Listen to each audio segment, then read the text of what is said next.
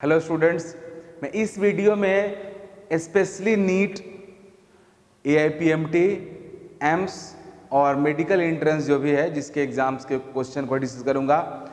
जो भी मेडिकल, अब तो कंट्री में मेडिकल एग्ज़ाम्स एक ही रह गया और उसका नेम है नीट। बाद बाकी सारे एग्ज़ाम आपके स्क्रैप हो गया, सब एबोलिश कर दिया गया। अब सिंगल नीट एग्ज़ाम है। बट नीट से पहले AIPMT होता था, स्टेट मेडिकल एग्ज़ाम्स होता था, BHU था अलग, जिपमर था अलग, एम्स अलग था।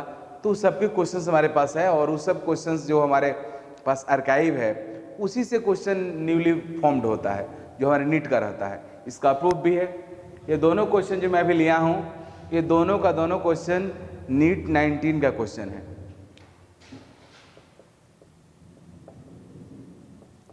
बोथ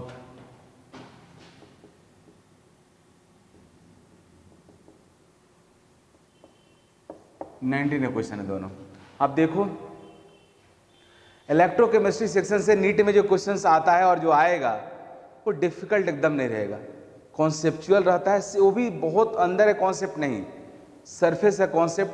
फॉर्मूला आपको पता है और आप टॉपिक पढ़े हो तो यू डेफिनेटली करेक्ट आंसर करोगे। तो चलिए देखिए, पहला देखते हैं हम लोग। For the cell reaction 2Fe3 plus 2I minus 2Fe2 plus I2, E naught cell given है 298 केल्विन पे। 298 केल्विन गिवन नहीं रहता तब भी हम लोग 298 केल्विन ही लेते क्योंकि उसी पे हमारा डेटा स्टैंडर्ड है। अब हो रहा है द स्टैंडर्ड गिव्स energy of the cell reaction is, आपको डेल्टा जी नॉट निकालना है। तो we know that delta G naught is equal to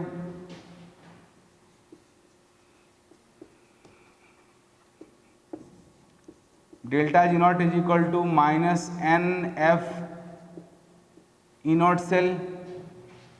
E naught cell known है, कितना है जी 0.24 वोल्ट। एफ पता है फैराडे 96500 कूलम। आपको एन निकालना है इस रिएक्शन को देख करके। कितना सिंपल क्वेश्चन है, देख लो एन क्या होगा। यहाँ पे खुद देखो, आयरन के ऊपर कितना चार्ज है जी +6, 1 आयरन में +3, 2 आयरन में +6 है। यहाँ पे कितना हो गया जी +4, 1 आयरन पे +2 है, 2 आयरन है तो +4 हो गया। तो +6 से +4 जा रहा है तो कितना इलेक्ट्रॉन आयरन गेन कर रहा है 2। आयोडीन का देख लो, 1 आयोडीन पे 1 निगेटिव, 2 आयोडीन पे 2 निगेटिव। तुम्हारा आयोडाइड आयन कहाँ जा रहा है I2 में जा रहा है, इसका ऑक्सीडेशन नंबर 0 है, इस मीन्स इसके ऊपर 0 चार्ज है। तो -1 से 0 जा रहा है, अगर 2 आयोडीन जाएगा तो कितना इलेक्ट्रॉन लूज करेगा 2।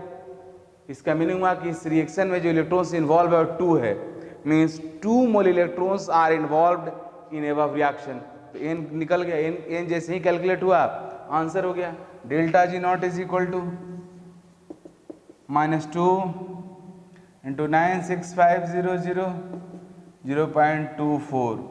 इसको आप कैलकुलेट करोगे और जो आएगा वो आपका आंसर होगा। यहाँ पे कैलकुलेट करने पे आ रहा है, ये तो जूल में आएगा, इसको किलो जूल अगर आप पर मोल में कन्वर्ट करोगे तो आएगा -46.32 किलो जूल पर मोल। तो आंसर आपका बी हुआ। देख लो, डेटा जो है 2 निगेटिव है 2 पॉजिटिव है, क्योंकि कई सारा बच्चा निगेटिव पॉजिटिव में भी मिस्टेक कर सकता है, लेकिन आप नहीं करोगे क्योंकि आप पढ़े हुए हो कि डेल्टा जी का वैल्यू -NFE सेल होता है।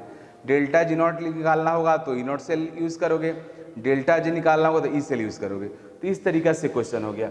अब इस सेकंड इसको देखो, for a cell involving 1 electron, ये क्लियर पहले ही कर दिया कि इलेक्ट्रॉन का मोल 1 है। E naught cell is this at 298 kelvin, the equilibrium constant of cell reaction is what. तो वी नो दैट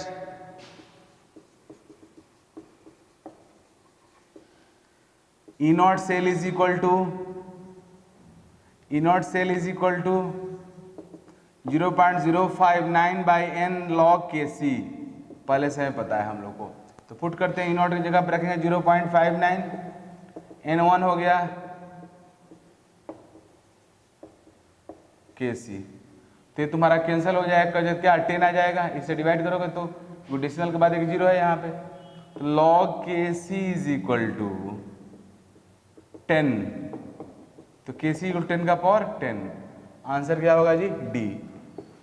इस तरीका से बहुत सिंपल क्वेश्चन आता है, ओनली फॉर्मूला पता होना चाहिए। डेल्टा जी नॉट सेल में रिलेशन क्या होता है, आपका नट्स इक्वेशन क्या है, मिस इलेक्ट्रोलाइसिस के जो रूल है मैं फैराडे का उसका जो मैं पढ़ाऊंगा प्रैक्टिकल फॉर्म, वो सारी चीज़ें क्लियर है, नंबर ऑफ इक्विवेलेंट, ये सब क्लियर है, तो आपको कहीं प्रॉब्लम नहीं होने जा रहा है। Means you are never going to face any problem of NEET exam. Next question. Next question is also from archive of medical exams. Means medical exams के past question ही है, आप गौर से देखो। Following limiting molar conductivities are given below as limiting molar conductivity का meaning होता है molar conductivity at infinite dilution, आपको पता है। Molar conductivity of H2SO4 x siemens centimetre square per mole, आपको मैं बताया हूँ ये खिचड़ी यूनिट है, जो मोलर कंडक्टिविटी का सबसे पॉपुलर यूनिट आपका खिचड़ी यूनिट ही होता है।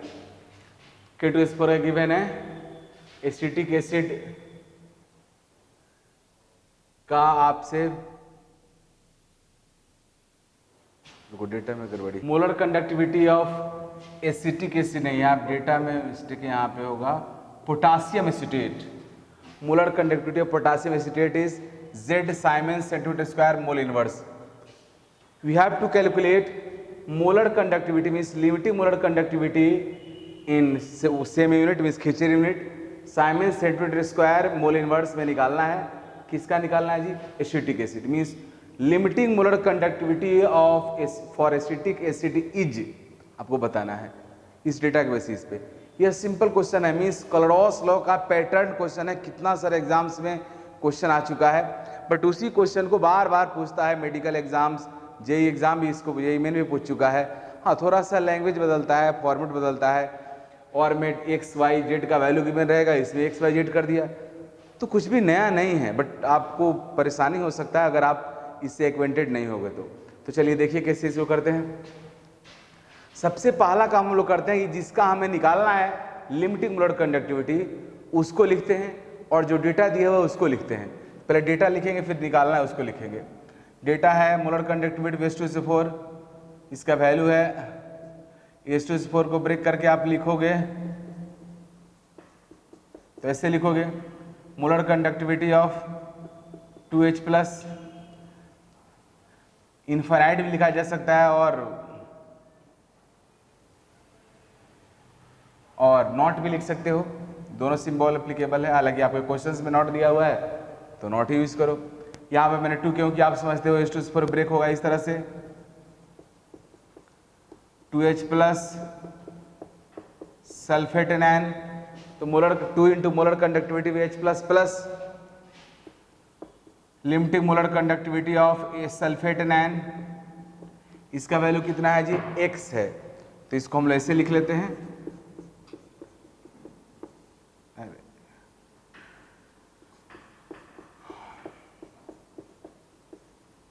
x इक्वेशन 1 हो गया। सिमिलरली K2SO4 का डायरेक्ट में लिख रहा हूं अब, 2 molar conductivity of K+ plus molar conductivity sulphate anion, ये y है सेकेंड इक्वेशन। थर्ड यूज करते हैं, पोटेशियम एसिटेट ब्रेक होकर के पोटेशियम आए, means potassium plus means K+ and acetate ion में ब्रेक होगा, तो उसका मैं लिखूंगा molar conductivity of acetate ion plus molar conductivity of K+ is equal to Z, third equation. हमें कैलकुलेट क्या करना है जी? तो कैलकुलेट करना है एसिटिक एसिड का मोलर कंडक्टिविटी, तो molar conductivity of acetic acid means we need molar conductivity of acetate ion plus molar conductivity of H+। हमें ये दोनों चाहिए, ये दोनों अगर हमें मिल जाएगा तो आंसर आ जाएगा। देखते हैं ये दोनों कहाँ है, तो H+ आपका इक्वेशन 1 में है और एसिटेट आयन इक्वेशन नंबर 3 में है, तो इक्वेशन 3 को इक्वेशन 1 में ऐड कर दो, लेकिन इक्वेशन 1 में 2H+ है, मोलर कंडक्टिविटी 2H+ है, हमें क्या चाहिए? H+ चाहिए, तो इक्वेशन 3 में इक्वेशन 1 को 2 से डिवाइड करके ऐड करेंगे, तो करते हैं इक्वेशन 1/2 प्लस इक्वेशन 3, तो देखो क्या हो जाएगा, 2 से डिवाइड कीजिएगा तो हो जाएगा lambda molar conductivity of H plus molar conductivity of sulphate in N/2 plus left वाला molar conductivity of acetate ion plus molar conductivity of K plus, और राइट साइड में हो जाएगा X/2 प्लस Z।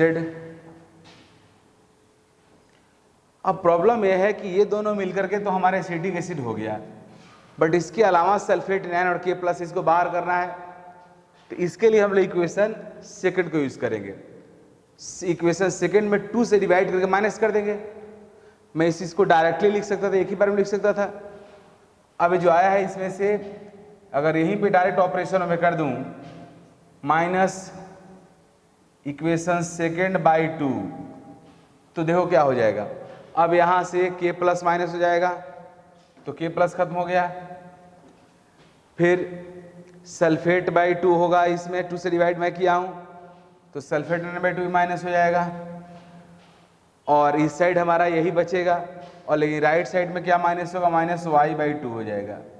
मीन्स हमारा lambda acetate ion plus lambda H plus is equal to आ गया X/2 plus Z minus Y/2।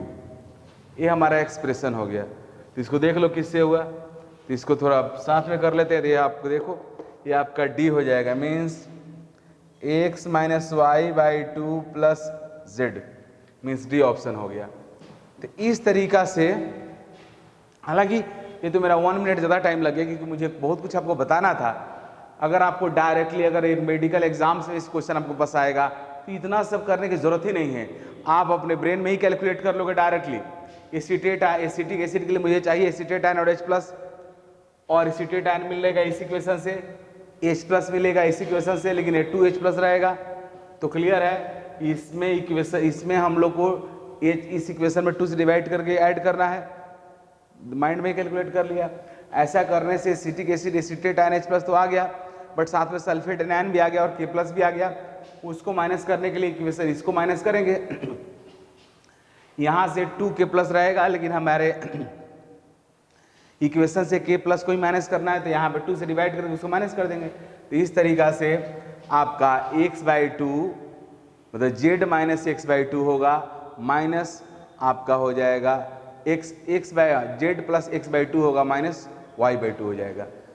Means equation 1 में 2 से divide करके इक्वेशन 3 में ऐड करो, और फिर इक्वेशन 2 में 2 से डिवाइड करके उसको माइनस कर दो, तो डायरेक्टली आ जाएगा। मीन्स आपको केवल ऑपरेशन यहाँ सोचना है, और जो काम तुम यहाँ करोगे वही काम XYZ पे होगा।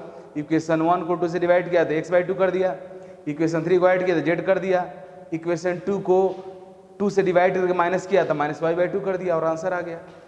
तो ये सिंपल तरीका है आपको कैलकुलेट करने का। अब ये क्वेश्चन देखो, ये क्वेश्चन भी पास्ट क्वेश्चन है, इसमें देखो क्या बोल रहा है, एकदम ट्रिकी क्वेश्चन है जिसको 10 सेकंड में बना सकते हो। ये डैनियल सेल दिया हुआ है जहाँ पे Zn जिंक सल्फेट का कंसंट्रेशन 0.01 है और कॉपर सल्फेट का कंसंट्रेशन 1 मोलारिटी है। डैनियल सेल का इनॉट सेल तो फिक्स्ड है। अब बोल रहा है कि इस सेल का EMF E1 है, तो सेल का EMF अगर आप निकालते हो E1 इक्वल टू, तो क्या होता है, E naught cell minus 0.059 by N log concentration of product by reactant. यहाँ पे प्रोडक्ट कौन होगा मैं बताया हूँ, लेफ्ट वाला राइट, राइट वाला लेफ्ट। तो Zn वाला प्रोडक्ट होगा, तो प्रोडक्ट का कंसंट्रेशन के 0.01 है और रिएक्टेंट का आपका 1 मोलारिटी, ये हो गया। अब बोल रहा है कि कंसंट्रेशन एक्सचेंज हो गया। अब आपने क्या किया, कॉपर से मीन्स जिंक सल्फेट का कंसंट्रेशन 1 कर दिया और कॉपर सल्फेट का कंसंट्रेशन आपने 0.01 कर दिया, तो इस समय EMF E2 हो गया। E2 इक्वल टू कितना होगा, वही इनॉट सेल माइनस 0.059 बाई N, यहाँ फिक्स है 2 होगा दोनों केस में, लॉग प्रोडक्ट बाई रिएक्टेंट, तो प्रोडक्ट तुम्हारा Zn2 प्लस है, इसका कंसंट्रेशन अब 1 हो चुका है और कॉपर सल्फेट का 0.01 हो गया। तो पूछ रहा है कि इनमें रिलेशन क्या होता है, तो नेचुरल है, ये वैल्यू तुम्हारा कम है और ये वैल्यू ज़्यादा है क्योंकि ऊपर जाएगा तो 10 का पावर 2 हो जाएगा, मीन्स ये बन जाएगा आपका 2 ए पार्ट, और यहाँ तुम्हारा क्या होगा 10 टू द पावर -2 है, ये 10 -2 है तो पीछे जाएगा तो माइनस में प्लस हो जाएगा, तो ये माइनस में प्लस हो जाएगा तो ऐड हो जाएगा, और यहाँ पे प्लस है तो तुम्हारे प्लस ये पार्ट प्लस ही रहेगा, मीन्स ये माइनस ही रहेगा। तो E2 का वैल्यू E0 से कम होगा, E1 का वैल्यू E0 से ज़्यादा होगा, तो क्लियर सी बात है E1 बड़ा होगा, E2 आपका छोटा होगा। तो कौन ऑप्शन है जी? E1 बड़ा, E2, हाँ बी होगा, डायरेक्टली कैलकुलेट कर सकते हो। Hello students, next set of questions, ये भी मेडिकल लेवल का ही क्वेश्चंस है, प्रॉपर्ली देखो, इस तरह के क्वेश्चंस एग्जाम में आता है और आएगा भी। Question number 1, the pressure of H2 required to make the potential of H2 electrode 0 in pure water at 298 Kelvin is, means hydrogen electrode का इलेक्ट्रोड पोटेंशियल 0 करने के लिए हाइड्रोजन गैस का प्रेशर कितना होना चाहिए इन प्योर वाटर। चलिए देखते हैं। आपको याद होगा स्टैंडर्ड हाइड्रोजन इलेक्ट्रोड का इलेक्ट्रोड पोटेंशियल ऑटोमेटिकली हम लोग 0 मानते हैं। क्यों? क्योंकि उस समय हम लोग स्टैंडर्ड सॉल्यूशन लेते हैं जहाँ पे आपके हाइड्रोजन मीन्स HCl का कंसंट्रेशन रहता है 1 molarity, means concentration OH plus 1 molarity रहता है, बट प्योर वाटर में concentration OH plus 10 to the power -7 होता है। तो देखो यहाँ पे पहले सबसे पहले in pure water concentration of H plus is equal to 10 to the power -7। चलिए तो हम लोग इलेक्ट्रोड का इक्वेशन लिखते हैं, 2H plus aqueous H2 gas E is equal to E0 minus 0.059 by N means 2 log pressure of hydrogen gas by concentration of H plus का whole square, right? This is the equation according to Nod's equation। अब यहाँ पे आपको E क्या करना है जी? 0, E0 तो 0 होता ही है। अब -0.059/2 इसको ही सेट कर दो तो पॉजिटिव हो जाएगा, मीन्स कितना इक्वल टू 0 हो गया। मीन्स आपको 0 कर, E0 तो 0 है ही, ये भी 0 होना चाहिए तभी 0 होगा। मीन्स ये 0 जब होगा तभी आपका इससे इलेक्ट्रोड पोटेंशियल 0 होगा। तो इसको 0 करते हैं तो आपको पता है लॉग का वैल्यू 0 कब होगा? जब उसका पावर 1 होगा। Means log 1 is equal to 0 होता है, हमें पता है। तो ये पार्ट 1 के इक्वल हो जाएगा। Means pressure of H2 gas by pressure of H2 gas by concentration of H plus 10 to the power 7 का whole square is equal to 1, ये 1 होगा। तो प्रेशर ऑफ हाइड्रोजन गैस कितना हो गया जी? 10 to the power -14। Directly answer क्या होगा? C, very simple. अब इस क्वेश्चन को देखते हैं। Calculate EMF of the cell at 25 degree centigrade if the E0 cell is 4 volt, RT/F ln 10 is equal to 0.06 दिया हुआ है। तो इस्तेमाल करते हैं, यहाँ पे यूज करते हैं। E0 दिया गिवन है, E is equal to E0 minus RT/NF। N यहाँ पे कितना है जो 2 है, M 2 प्लस में जा रहा है, मीन्स N का वैल्यू 2 होगा। F ln concentration of product bye reactant. आपको बताया हूँ कि लेफ्ट वाला राइट, राइट वाला लेफ्ट होता है। तो लेफ्ट में है तो राइट में होगा, मीन्स प्रोडक्ट होगा, और ये तुम्हारा रिएक्टेंट होगा। तो E is equal to E0 का वैल्यू 4 है, 4 माइनस RT/F, N का वैल्यू यहाँ पे रखेंगे 2, ln प्रोडक्ट कौन है जी? मीन्स यह हो जाएगा लेफ्ट, जो लेफ्ट वाला रहता है वो प्रोडक्ट में रहता है, मीन्स 0.01/0.0001। तो यहाँ पर कितना हो जाएगा? ये हो जाएगा 10 का पावर 2 हो जाएगा। मीन्स 4 माइनस, ये तो डायरेक्ट करने की डायरेक्टली बता सकते हैं हम लोग। ये 4 का पावर मतलब 10 का पावर 2 हो जाएगा ऊपर, तो 2 log 10 हो जाएगा, तो 2 से 2 कैंसिल हो जाएगा, तो log 10 होगा। log 10 का वैल्यू कितना होगा 0.06, डायरेक्ट मैं लिख दे रहा हूँ माइनस 0.06, मीन्स ये आपका कितना हो जाएगा, इसका वैल्यू 3.94। ये इतना सिंपल कैलकुलेशन रहता है। मीन्स अगर आप प्रॉपर स्टडी करते हो तो मेडिकल एग्जाम के 45 क्वेश्चन का 45 करेक्ट बना कर आओगे, और उसके लिए 1 आवर से कम टाइम ही चाहिए, उतना समय भी नहीं चाहिए आपको। बट इसके लिए आपको वेल प्रैक्टिस्ड होना पड़ेगा और दिमाग को पूरी तरह से सर्कुलेट करना पड़ेगा, चलाना पड़ेगा, हर पॉइंट पे सोचना होगा, कैलकुलेशन में एक्सपर्ट होना पड़ेगा, फॉर्मूला को मेमोराइज करना पड़ेगा अच्छे से। फॉर्मूला मेमोराइज करने का तरीका है ज़्यादा से ज़्यादा क्वेश्चन सॉल्व करो। अब अगला क्वेश्चन देखते हैं। Time taken to completely decompose 36 gram water by passing 3 ampere current. Means यहाँ पे वाटर का मास दिया हो, कितना करो डिकम्पोज करना है। मीन्स यहाँ पे अमाउंट दिया हुआ है सब्सटेंस का, इसको आप इलेक्ट्रोलाइज कर रहे हो, बस एम पता है, करंट पता है, तो क्या पूछ रहा है टाइम। वेरी इजी क्वेश्चन, आप डायरेक्टली इसे पता कर सकते हो कि 36 ग्राम आपका वाटर कितना मोल वाटर हुआ, आप उससे निकाल सकते हो। H2O डिकम्पोज होकर के आपका इस तरह से कन्वर्ट होगा,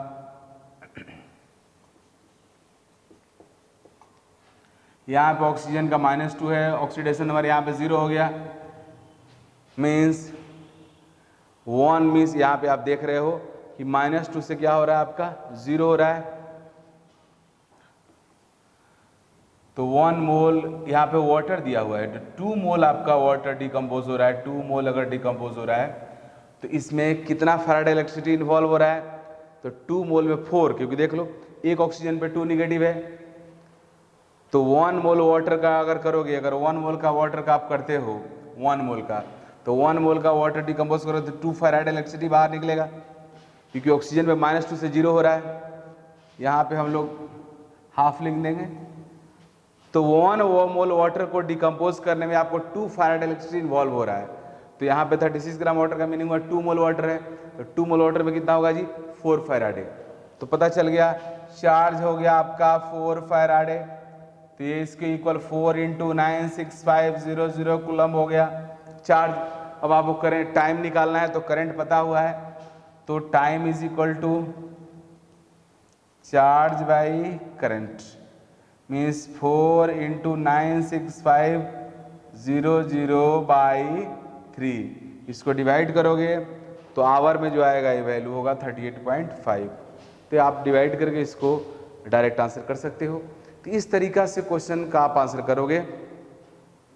तो इस एग्जाम्पल में आपको इसलिए दिया जिससे आपको समझ हो कि किस तरह से क्वेश्चन नीट का आता है और कैसे बनाते हैं। आपका कोई क्वेश्चन ऐसा नहीं आएगा जो आपके लेवल से ऊपर का रहेगा। जितना मैं पढ़ा दिया हूँ, जो वीडियोज़ अब तक मैं बताया हूँ, उसको अच्छे से कर लोगे तो किसी भी एग्जाम्स के क्वेश्चन बना सकते हो। ये तो मैं नीट की बात कर रहा था अभी, नीट के तो क्वेश्चन 100% सॉल्व कर सकते हो। Hello students, next set of questions are assertion reason question. Assertion reason में आपको पता है असर्शन में से एक स्टेटमेंट रहता है, रीजन एक दूसरा स्टेटमेंट होता है, और उसके ऑप्शंस जो रहते हैं वो ऑप्शंस कई बार वेरी करता है, इसलिए मैंडेट आप अच्छे से देख लें। लेकिन नॉर्मली जो ऑप्शंस ए रहता है कि assertion reason both are correct and reason is correct explanation of assertion, and B रहता है assertion reason both are correct but reason is not correct explanation of assertion.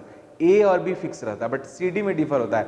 कभी सी रहेगा कि assertion correct reason wrong, कभी D रहेगा reason correct assertion wrong, कभी option रहता है कि बोथ रॉन्ग, ऐसा रहता है। तो आप क्वेश्चन टू क्वेश्चन इसको देख लेना। बट मैं यहाँ 3 क्वेश्चन डिस्कस करने जा रहा हूँ। फर्स्ट क्वेश्चन है असर्शन में electrolysis of aqueous sodium chloride produce sodium metal. क्या करेक्ट है जी? नहीं करेक्ट है। मैं पढ़ाया हूँ कि एक्वस सोडियम क्लोराइड का क्लासिस करोगे तो सोडियम प्लस के साथ साथ H+ आ जाएगा। H+ का डिस्चार्जिंग टेंडेंसी सोडियम प्लस से ज़्यादा होता है, इसलिए आपका सोडियम मेटल प्रोड्यूस नहीं होगा। H+ जाएगा और हाइड्रोजन गैस प्रोड्यूस होता है कैथोड पे। रीजन बोल रहा है कि sodium plus is obtained at cathode, ये भी रॉन्ग है, क्योंकि कैथोड पे H+ जाता है, सोडियम प्लस नहीं जाता है। सोडियम सॉल्यूशन के अंदर ही सोडियम हाइड्रोक्साइड के फॉर्म में रहता है। तो यहाँ पे दोनों रॉन्ग हो गया, means assertion reason both are wrong. अब नेक्स्ट क्वेश्चन देखते हैं। एसर्शन बोल रहा है कि reverse current flows in charging of lead storage battery. ये करेक्ट है। मैं आपको बताया हूँ कि जब बैटरी वर्क करता है तो डिस्चार्जिंग मोड बोलते हैं। जब बैटरी पूरी तरह से डिस्चार्ज हो जाता है तब फिर उसको हम लोग चार्ज के लिए जाते हैं। चार्जिंग के लिए बैटरी का जितना बड़ा वोल्टेज रहता है उससे बड़ा वोल्ट के सोर्स से कनेक्ट करते हैं और इन्वर्ट रे कनेक्ट करते हैं। कनेक्शन ऐसा करते हैं कि करंट का फ्लो उल्टा हो, मीन्स डिस्चार्जिंग के ड्यूरिंग बैटरी के कैथोड से करंट निकलता है तो चार्जिंग के ड्यूरिंग बैटरी के कैथोड में करंट इंटर करेगा, मीन्स एनोड से करंट निकलेगा और कैथोड में इंटर करता है। तो assertion is correct. Now I am going to say reason. During charging of lead sulfate, during charging, comma दिया हुआ है यहाँ पर रुकना है, during charging lead sulfate converts into lead और lead oxide। ये भी करेक्ट है। मैं आपको बताया हूँ कि जब लेड स्टोरेज सेल डिस्चार्ज होता है तो उसके दोनों ही इलेक्ट्रोड पे, एनोड और कैथोड दोनों पे लेड सल्फेट का कोटिंग हो जाता है, मीन्स एक लेयर चढ़ जाता है। जब आप उसको चार्ज करते हो तो करंट के अपोजिट डायरेक्शन में फ्लो होने की वजह से जो लेड सल्फेट का लेयरिंग होता है, कोटिंग रहता है, वो कोटिंग डिकोट होता है, मीन्स डेलेयर्ड होता है। मीन्स दोनों जगह पे कैथोड से लेड सल्फेट हट करके लेड ऑक्साइड में कन्वर्ट होता है एंड एनोड से लेड सल्फेट हट करके आपका लेड रॉड बनता है। तो इस तरीका से रीजन भी करेक्ट है, means here both assertion reason are correct and reason is a correct explanation of assertion। ऐसा होने के वजह से ही करंट का डायरेक्शन उल्टा हो जाता है, क्योंकि यहाँ पे लेड 2+ आप मीन्स इस केस में डिस्चार्जिंग के केस में कैथोड पे ऑक्सीडेशन होने लगता है, एनोड पे रिडक्शन होता है, इसकी वजह से करंट का डायरेक्शन बदल जाता है, अपोजिट हो जाता है। मीन्स यहाँ पे assertion reason both are correct and reason is a correct explanation of assertion। इधर आते हैं, consider the statement S1 and S2। S1 बोल रहा है conductivity always increases with decrease in the concentration of electrolyte. गलत है। मैं आपको पढ़ाया हूं कि कंडक्टिविटी कंसेंट्रेशन बढ़ाने के साथ बढ़ता है, क्योंकि कंडक्टिविटी को डिफाइन करते वक्त हम लोग सॉल्यूशन के, इलेक्ट्रोलाइट सॉल्यूशन के वॉल्यूम को कांस्टेंट कर देते हैं। तो कंसेंट्रेशन बढ़ाओगे तो क्या बढ़ेगा? ओनली मोल बढ़ेगा, और सॉल्यूट के नंबर ऑफ मोल्स जितना ज़्यादा बढ़ेगा उतना ज़्यादा आयंस होगा, जितना ज़्यादा आयंस होगा उतना ज़्यादा कंडक्टेंस होगा, जितना ज़्यादा कंडक्टेंस होगा उतना ज़्यादा कंडक्टिविटी होगा। सो S1 इज रॉन्ग। अब S2 देखते हैं, molar conductivity always increases with decrease in the concentration of electrolyte. It is correct because you know molar conductivity of electrolyte solution increases with dilution। ये बहुत बड़ा टॉपिक है, हम लोग अच्छे से पढ़े हैं कि मोलर कंडक्टिविटी इलेक्ट्रोलाइट सोल्यूशन का डाइल्यूशन के साथ बढ़ता है। सोल्यूशन को डाइल्यूट करने का मीनिंग हुआ कंसंट्रेशन को क्या करना है जी? डिक्रीज करना। तो कंसंट्रेशन को डिक्रीज करने से मोलर कंडक्टिविटी इंक्रीज होता है, ये स्टेटमेंट 2 बोल रहा है। So here S2 is correct and S1 is wrong. तो इस तरीका से हम लोग assertion रीजन क्वेश्चन बनाते हैं, और ये भी क्लियर हो गया कि assertion रीजन से कोई फियर की जरूरत नहीं है। अगर आपका कॉन्सेप्ट क्लियर है तो assertion रीजन हो या multiple more than one answer correct हो, उसमें प्रॉब्लम आपको नहीं होगा। क्योंकि अब हो सकता है कि नीट एग्जाम्स भी कुछ क्वेश्चन ऐसा पूछे जिसमें assertion रीजन भी हो, मोर देन आंसर करेक्ट भी हो, ऐसा हो सकता है इन फ्यूचर। अभी तो ऐसा नहीं है, तो लेकिन आपको इस तरह क्वेश्चन करने से कॉन्सेप्ट और बिल्डअप होता है। इस वीडियो में जिसमें नीट के पे फोकस किया था, इस वीडियो को मैं अब क्लोज कर रहा हूँ। ये कंप्लीट एक्सक्लूसिव आपके नीट के लिए था। नीट के स्टूडेंट्स को पूरे इस चैप्टर को थॉरो बनाना चाहिए, नीट के पास क्वेश्चन के क्वेश्चन करना चाहिए, प्लस जेईई मेन क्वेश्चन करना चाहिए, एंड जेईई एडवांस का भी जो ऑब्जेक्टिव क्वेश्चन है उनको उसको करना चाहिए। अगर इतना कर लोगे तो नीट का क्वेश्चन पक्का आपसे बनेगा, A to Z क्वेश्चन बनेगा।